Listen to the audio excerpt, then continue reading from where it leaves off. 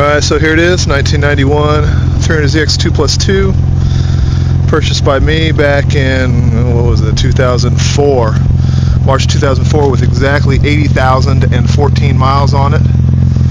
Bone stock, naturally aspirated.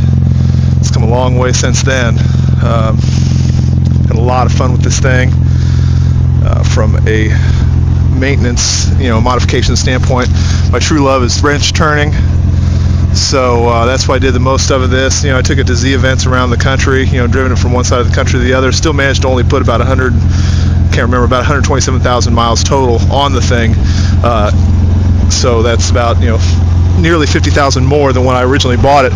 That's over a span of over 7 years. Sorry, it's a little dirty right now. This is the first time it's been kept outside in like 5 or 6 years. But as you can see, I'm just moving into this place here in Hampton, and the garage is still full of stuff. As you can hear, just your regular VG30 DETT noise. Nice and smooth here, everything's in time.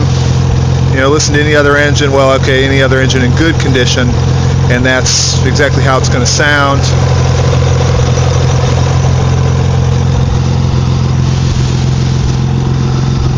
Body and paint still in actually really good condition considering a 20-year-old car.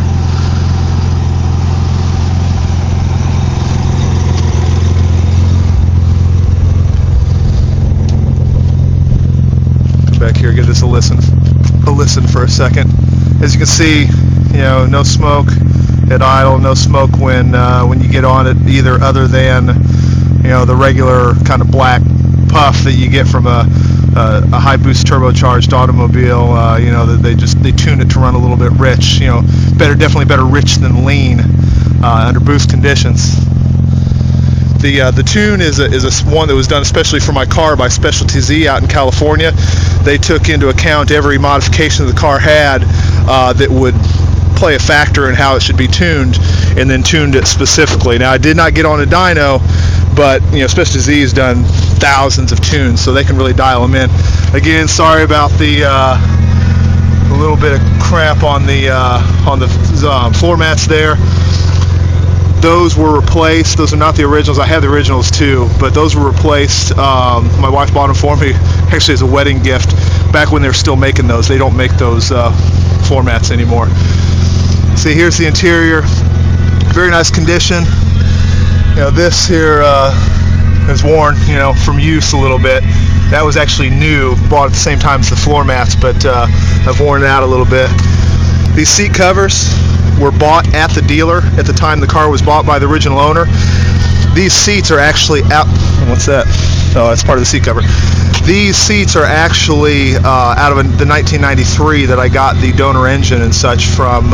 They were power. My original ones were not, and the back part of the seat was starting to get a little bit loose, so I replaced with the very nice seats they have here. The original owner, the woman who owned the car the 93 seats came out of, she also kept them covered, so they're in fantastic condition. Here is the back seat, leather. You can see the fronts are cloth, but if you're doing any kind of hard turns or anything, then you tend to slide around a bit in leather. I don't know what that is. That will wipe right off, because that's not usually there. But you can see there's the interior. I've always kept this covered with a towel. This is my second towel I've gone through keeping this covered, because most people's are all grimy and messed up. I didn't ever want my armrest to be torn up like every other Z that I think I've ever seen with the cloth interior. Your boost and water temperature gauge. The temperature gauge and the factory gauge in the Z is so inaccurate. I just went ahead and, for safety reasons, replaced that. See the door panels in nice condition.